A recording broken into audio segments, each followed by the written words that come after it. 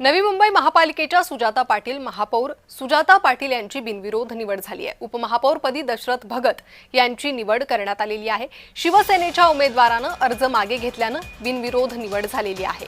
नवी मुंबई महापालिकेच्या सुजाता पाटील या महापौर असतील। सुजाता पाटील यांची बिनविरोध निवड झालेली आहे। उपमहापौरपदी दशरथ भगत यांची निवड झालेली आहे। सुजाता पाटील यांची बिनविरोध निवड झाली। शिवसेनेच्या उमेदवारानं अर्ज मागे घेतल्यानं त्या बिनविरोध निवडून आल्या।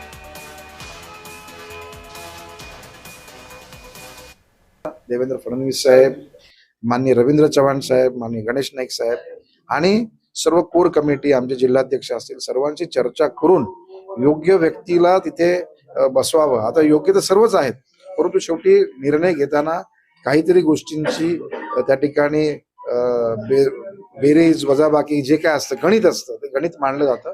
आता तो विषय संपलेला। आता महापौर जे आहेत, उपमहापौर जे आहेत, हे दोन्ही महापौर उपमहापौर हे या ठिकाणी चांगलं काम करतील आणि त्यांना सभागृहातले सर्व लोक, सत्ताधारी तर असणारच आहेत बरोबर, पण विरोधक सुद्धा मदत करतील। आणि या संदर्भात अधिक माहिती घेणार आहोत। आमच्या प्रतिनिधी कविता लोखंडे सध्या आपल्यासोबत जोडले गेले आहे। कविता, महापौर उपमहापौर पदाची निवड झालेली आहे। नवी मुंबई महापालिकेच्या सुजाता पाटील या महापौर असतील। काय अधिक माहिती या निवडी संदर्भात?